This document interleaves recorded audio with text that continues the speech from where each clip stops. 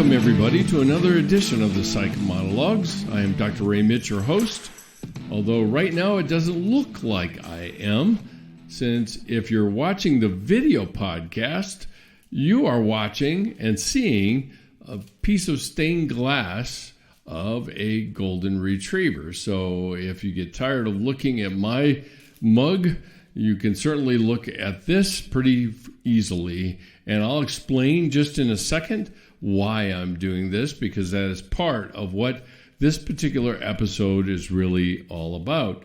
So, what is the Psych Monologue? It's a podcast that explores the intersection of faith, psychology, and spiritual formation, its relationship to the larger group or organization called Stained Glass International, or SGI, and the mission is to equip, encourage, and empower the next generation of Christians to live authentically in relationship to Jesus, others, and with themselves. What we're trying to accomplish and to do is to create what I call outposts for the heart and communities for the soul. We can do that in a variety of ways, and this is, like I said, this stained glass is probably a little bit more pleasing to the eye, certainly, than I am. The other ministry of SGI is sponsoring and leading silent retreats for young people that introduce them to what that is like and why that is so important.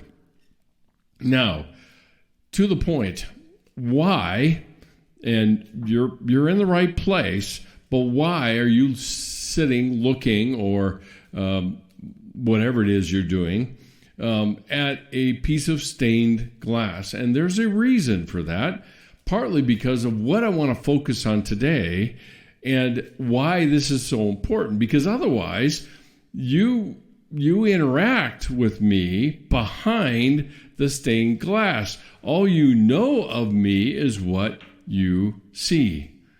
It is a simple solution to a very complex problem, and that is me.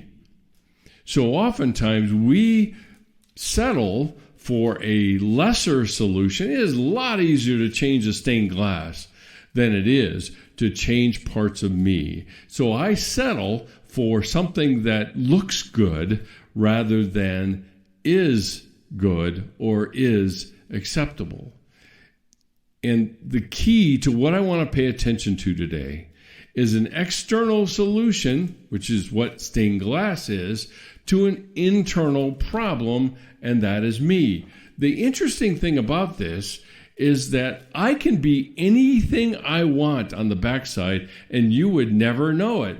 So I can add one small detail to this and continue to have what looks like all the freedom in the world, and then you will not know what that is, because the only way you would know is if the stained glass is taken away. And I can continue to do this all day. For example, I can also do this.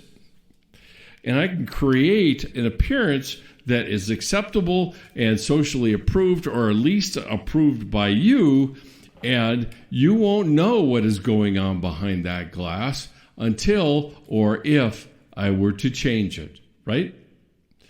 And each change that I make is according to where I am, but nothing changes out here. You're still looking at a golden retriever. You don't see the fact that small changes like what I just did and what I am doing now exist. And I can change clothes, I can change hats, I can change sunglasses, I can change all sorts of things easily. And even with the things that are going on behind the stained glass, you will never know unless I allow you to see.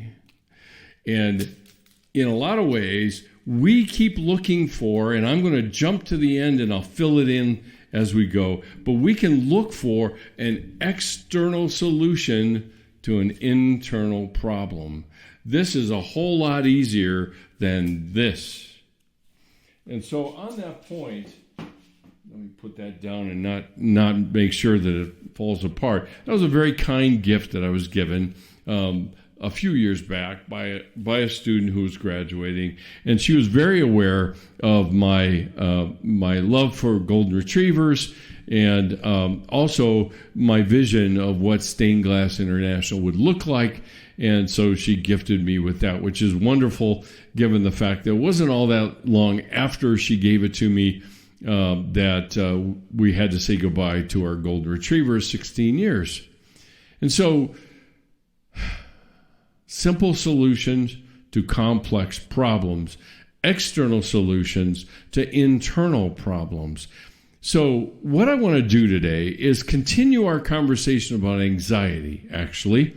And this is off the beaten track. Again, if you've ever been in any of my classes, this is not unusual. I oftentimes will get hijacked by some ideas, and I want to run down them because I sense it being relevant to the people that I'm talking to. So we were talking about anxiety last week, and I talked a little bit about the difference between anxiety and fear, and something that happened, and this is just a backstory, okay, just for you all that are listening. I was in a discussion in a group of guys, and we were talking about Matthew 5, I should say. I think that's 5. No, it's 6. I was right. And it was a section that Jesus spent time talking about anxiety, okay? And he starts out very bluntly to say, don't be anxious, which is a tall order for us as humans at all. And what I noticed, even as I was sitting listening to the guys read from their variety of different translations, is either anxiety, the word anxiety is used, or worry is used. And the fascinating thing about reading any translation is that it was translated of the words of the time. Not only the time in which the translators are operating, but they're also trying to figure out how to translate an ancient language that is not used as much and translate it into our everyday language. So they search for words that are the closest match for what is there in the original text. And there were a couple different words that were used. One, anxiety, we already talked a little bit about, that it is, what's interesting about the word anxiety is that it often points to being fragmented. And that's pretty accurate when you talk about anxiety, is very tied to fear, which we talked last week about, and I'll point you back to looking at that one first before you listen through this one, because fear is the immediate threat that we experience by whatever threat that is, whether it's a physical threat or whether it's even an emotional, psychological threat. Our body responds exactly the same way. It does not differentiate, which ends up creating this scenario that you have people talking about anxiety attacks, right? But the other word that came up was worry. And worry in the English language has a very rich history. And the original word that is Old English that we use for the word worry, and it actually means literally to strangle. And if you ask anybody who wrestles with worry, that it strangles their view of everything, the future, of themselves, of others. They are focused entirely on whatever it is. And there is a particular quality of worry that is ruminative. We roll it over in our minds over and over and over again. And the funny thing about it is, even though we run it through our minds, it always comes up with the same conclusion, and that is it will be catastrophic. Whatever comes out of this, it will be catastrophic. Now, I connected up in the last podcast how much worry, anxiety, fear are all connected to the issue of control.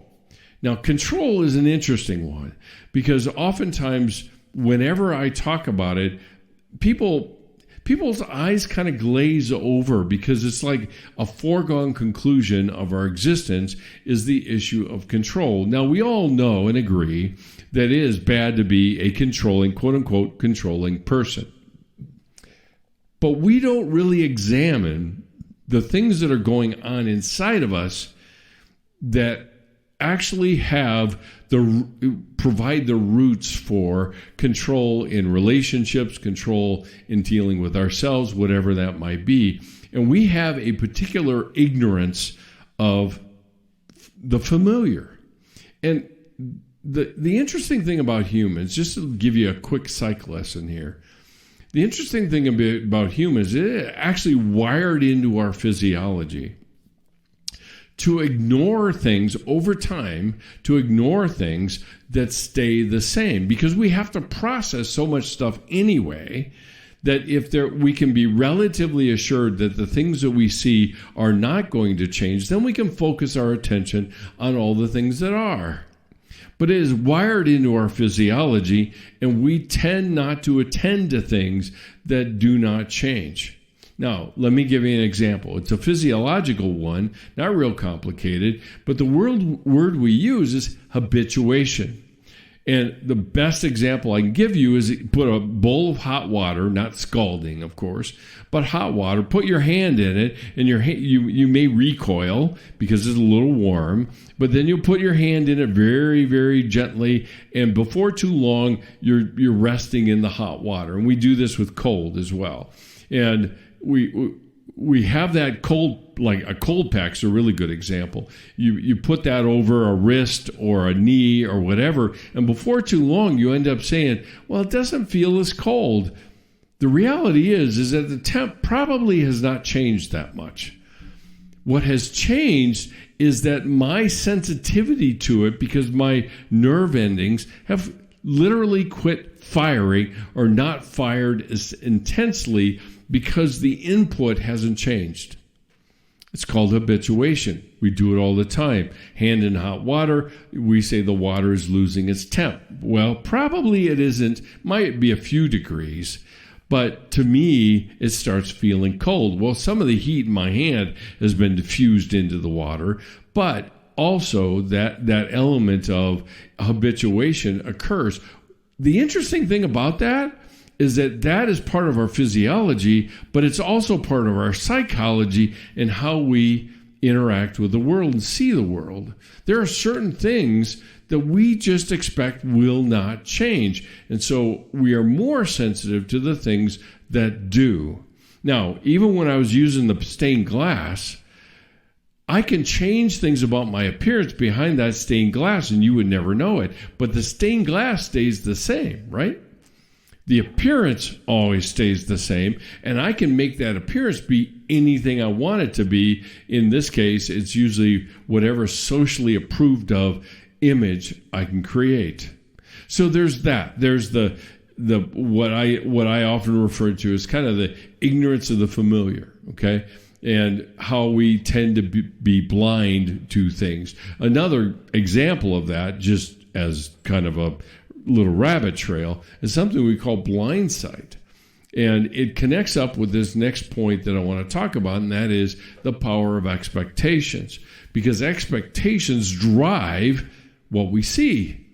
Not what is actually happening, but what we see. And some very famous experiments were often done with changes in features of the person or in the environment, and people never, ever notice it. A classic example, which is a little humorous, I used to show it to my students, is a video of some people that were watching a video of basketball players that were throwing passes back and forth to one another. There was probably about a half dozen of them. And as they're throwing the passes back and forth to one another, the question to the audience was, count the number of passes that are made by the basketball players to one another. Now, while they're watching that, a gorilla, a costumed person, of course, but a gorilla walks into the scene, taps on his chest, and walks out of the scene. And after it's all over, the experimenters say, so how many passes? Well, there are some people that get, do a variety of answers or whatever. And they say, okay, good enough. That sounds good. And then they show it to them again without any prompting of what to pay attention to.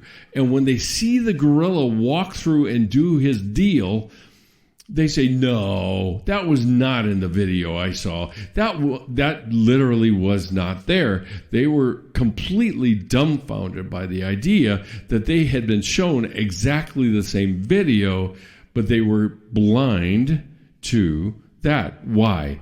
Because their expectations made them blind to certain things. We only notice that which we have expectations of. And in a lot of cases, our expectations are completely invisible to us. We don't know what they are until something happens and they go unmet. And then we say, now that's a problem, because we'll say, well, somebody might say, well, that certainly wasn't what I expected. But what did you expect? Well, we didn't identify going in. But we usually have certain stable expectations about it, whatever the situation is that we're looking at. So expectations drive along what we see. So if anybody wants to try to make the point that our perceptions don't matter, only the reality does, that is out of step with the realities of how we function.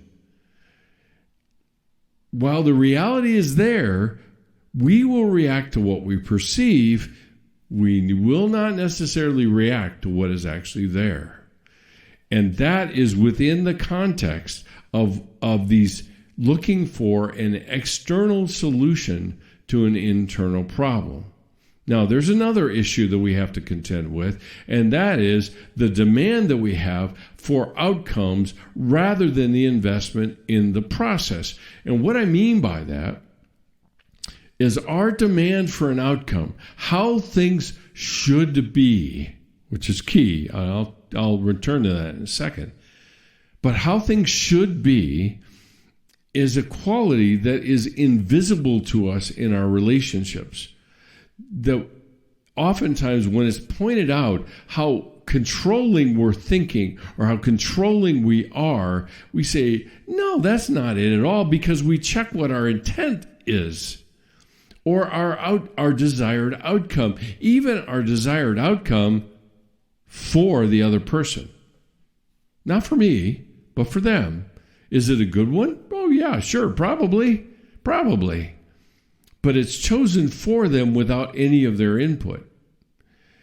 And so when we are driven by a desired outcome and we do what is necessary to accomplish that outcome, even if it's good for that person, the impact is often silent but deadly. It truly is. And I say silent because the person doesn't recognize what's going on. They feel the level of shame that goes into it because they are not performing according to our expectations, as if those expectations are the absolute best.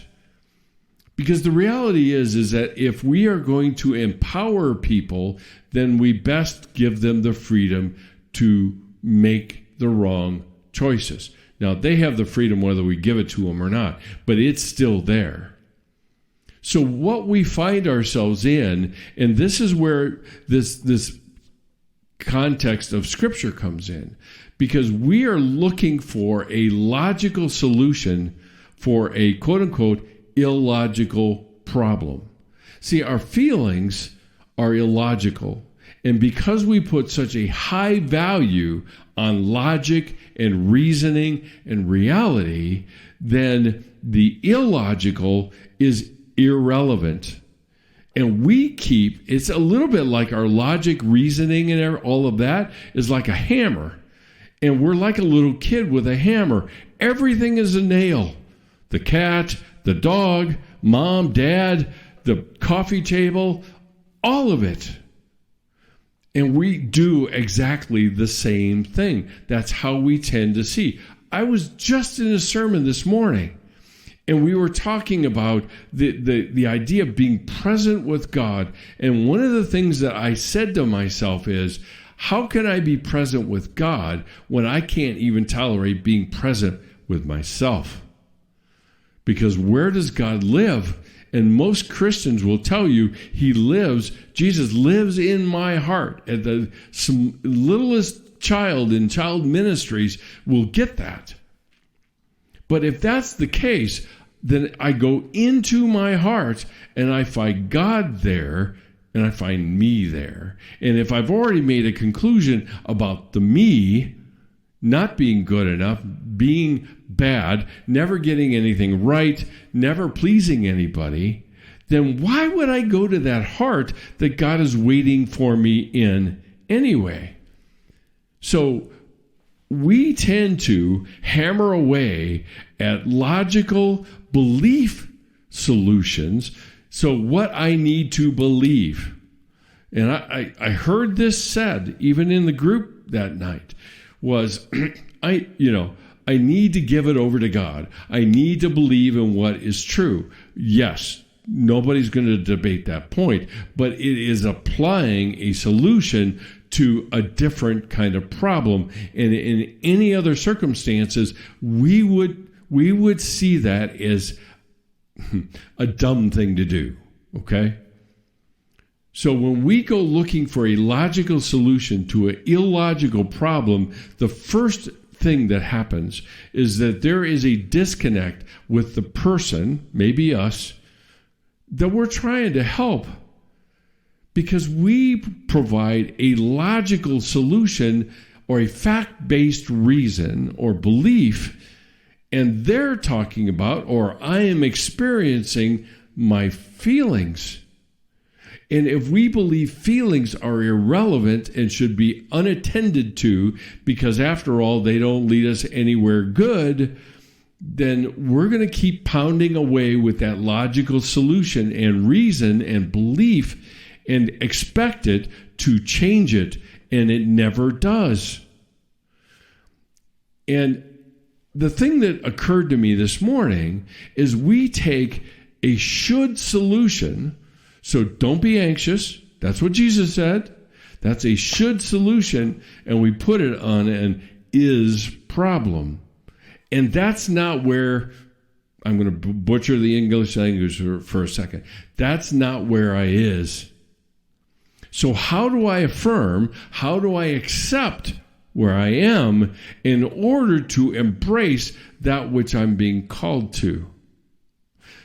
I can't change anything if I don't accept what is there first. I can't move anywhere on the map if I haven't figured out where I am. And so when we seek to provide a logical or fact-based reason to do it differently, we are making an implicit statement about the things that the other person is experiencing or feeling, including us. And that's why, quite honestly, I think a lot of Christians fail at even remotely coming close to what Jesus called us to do. Because they think, well, belief should be enough. I believe it. I give it to God. So now what? But that's an is problem. That's how it should be. But that's an is problem. How do I do that? And this is the challenge. And it seems to fall out of our brain over and over and over again, is that we forget about the relationship with God being the first thing, not the add-on thing. Because we see our performance for God being the first thing and the relationship being the add-on thing. So when the person is talking about feelings they're experiencing and I'm throwing a fact-based solution at them at a feeling-driven problem, the danger is the person is listening probably relatively politely or quietly, and they're hearing your brilliant analysis that is so eloquent with logic and reasoning and firm biblical belief. They hear all of that, and they translated it down into one thing. And you have no control over that, and that is, well, if that's true, and I'm feeling what I'm feeling, there must be something fundamentally wrong with me. And the people that are fact-based, belief-driven, actually would be arrogant enough to say, yeah, there is something wrong with you. There is. It's called sin, so repent from your sin, and then your anxiety will go away. If only that were true in their lives. So we end up, or they end up, feeling like a problem to be solved rather than a person to whom we need to connect. Now, what's the problem with that? Because hypothetically, somebody can buy into that idea. But somehow we have gotten the notion that if I connect with somebody, now I am condoning their behavior and I'm giving them permission to continue. And if I can pull out some snarkiness for just a second, someone died to do that, not you. No one died and left you in charge of the other person's spiritual journey or their relationship with Jesus.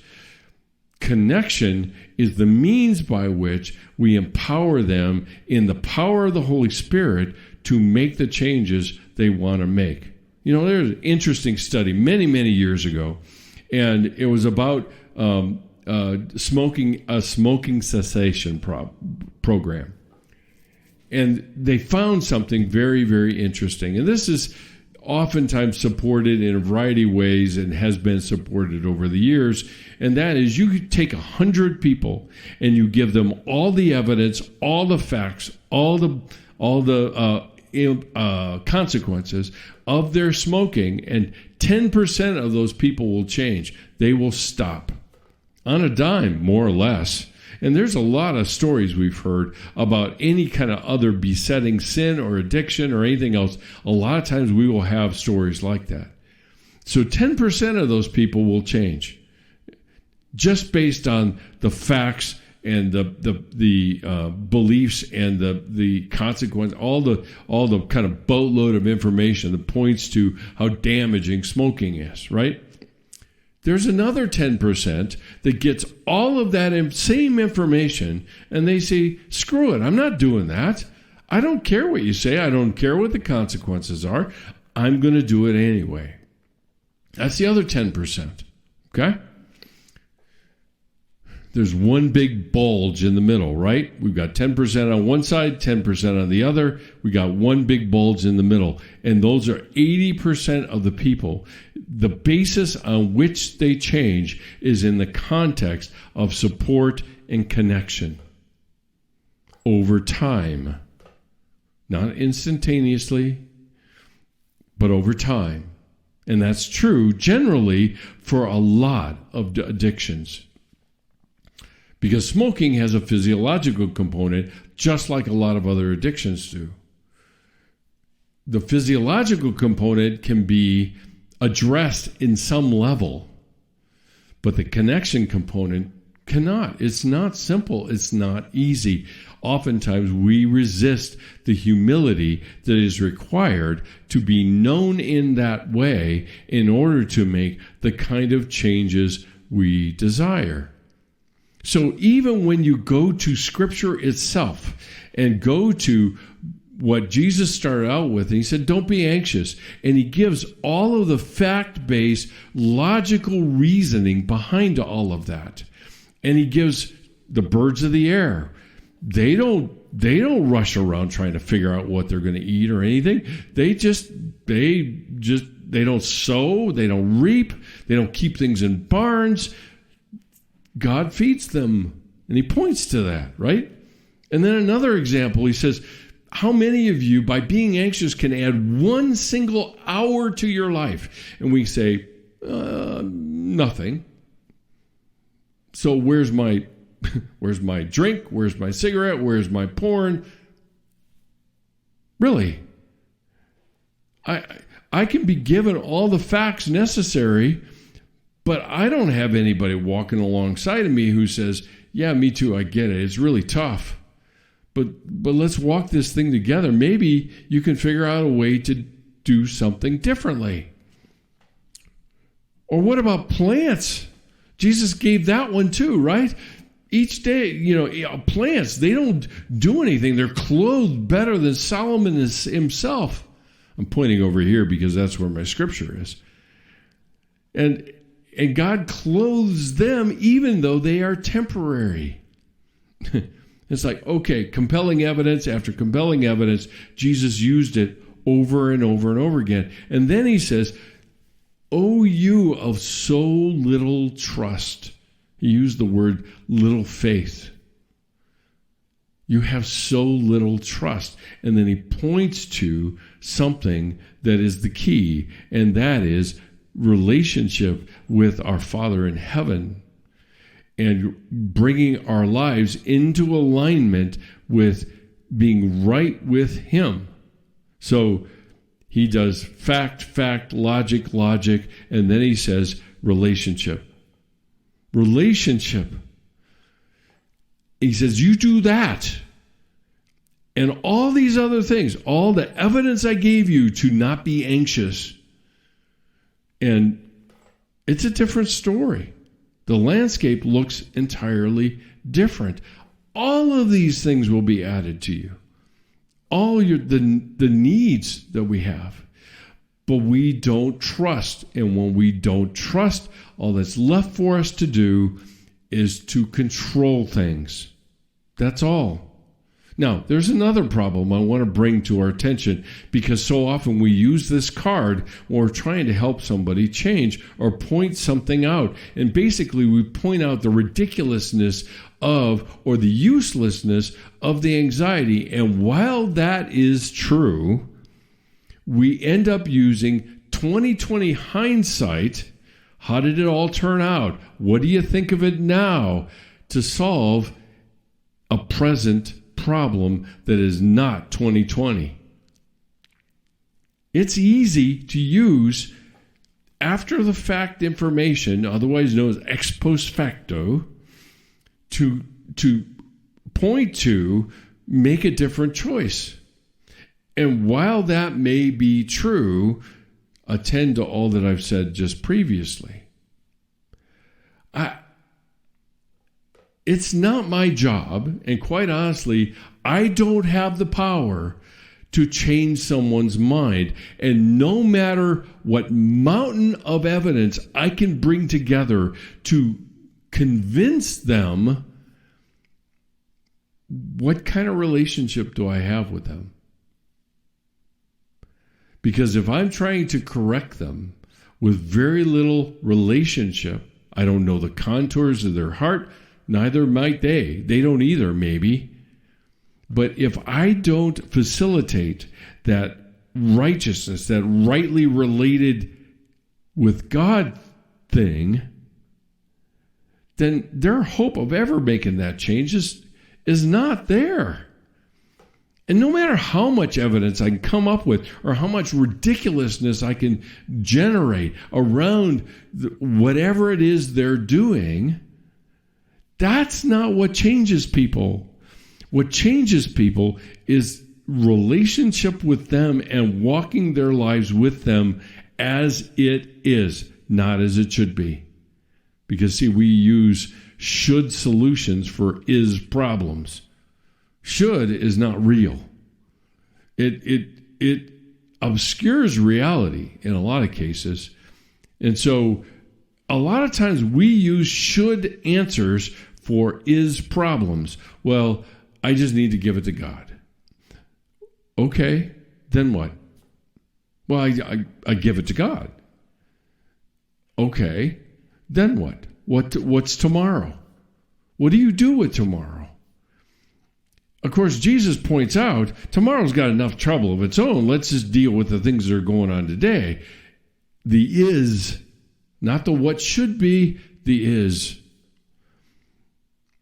So oftentimes we will plaster over the ugly reality with spiritual platitudes. And as you, no doubt you have probably heard the comment, it is like putting a Band-Aid on a bullet wound. And we hope that it will fix it. And the reality, the thing is, that is in so many of our relationships, is that we don't want to look at the person who is offering those solutions and say, that is all well and good, but that is not where I am. That is not helpful. It isn't. While I know you're well-intentioned, your intentions don't help me change. Walking with me through it might. There's no guarantees. Not with humans. They have this annoying quality, which you and I both have too, right? Free will. We love to rhapsodize about freedom, but we hate freedom. Because not only does it carry with it responsibility, but we hate freedom because people can choose wrongly. Will I love them still? Will I accept them still? Not condoning the choices they make, but loving the person who's making the choice. Now, there's some trite sayings out there, not the least of which is love the sinner, hate the sin. But that trite phrase blows past what exactly the love part of that looks like in terms of a very hard-nosed, tenacious, absolutely committed relationship with somebody in the face of terrible choices they're making. And if anybody's been a parent, they know that that's tested. We demand solutions when God is calling us to process relationships. The interesting thing about this, and I'll end on this point, but the interesting thing about this is that was God's strategy too. His strategy was to remove all the law, all the demands, so that we could choose a relationship with him and find out that there is actually abundant life on the other side of that. But he put all of his chips in the center of the table on relationship. And you know why? Because before time, there was relationship. It's called the Trinity. And that's what he is calling us to. Is it messy? Yes. Is it easy? Far from it. Is there abundance to be had? Yes. But that we're often blinded to that, and that's very much a part of our broken humanness. Us pounding it with the hammer of logic and reasoning is not going to change it. Can I live out that reasoning? Yeah, actually I can. But I can live it out in the relationship without spending all of my time trying to correct how somebody is thinking. Actually, they may reconsider their thoughts on their own in the context of that relationship that you have with them. And that's where redemption happens, because you and I both know that's where our redemption happened. And that's crazy, wild, incredibly powerful stuff that Paul pointed to, that the power that it took to resurrect Christ lives in us if we could just figure out not to impose it on other people, but to invite them into it. That's it. And it sounds so uncomplicated, but I am not naive enough to think that it is. It isn't because of us. Not only the other person, but because of us. And that's where we come to the end. And so resist the temptation. I'll just kind of draw this together, but I ain't putting any bow on it because there isn't one. Resist the temptation to look for an external solution to an internal problem, which is namely wrestling with and learning and understanding the landscape of your own heart. And there is where you will find God, and there is where you will find freedom. Because the one thing I can tell you unequivocally is that love flourishes in freedom. If there's no freedom, there is not love. There is a grit your teeth, white-knuckled compliance, but the motivation isn't love. It's the avoidance of something else, and that's a different thing. So that's it for today. If you have questions, if there's anything that pops up as I've been talking that you want more clarification on, please feel free to DM me on Instagram. We can be found there at the Psych Monologues, at the Psych Monologues. I can be found on Facebook at ray.mitch or LinkedIn drmitch. Additional resources that are always under development is one that is available to people to support the mission and vision of the outposts and everything else connected to SGI, is a digital devotional that is built on talking about this relationship and how do I build healthy relationships.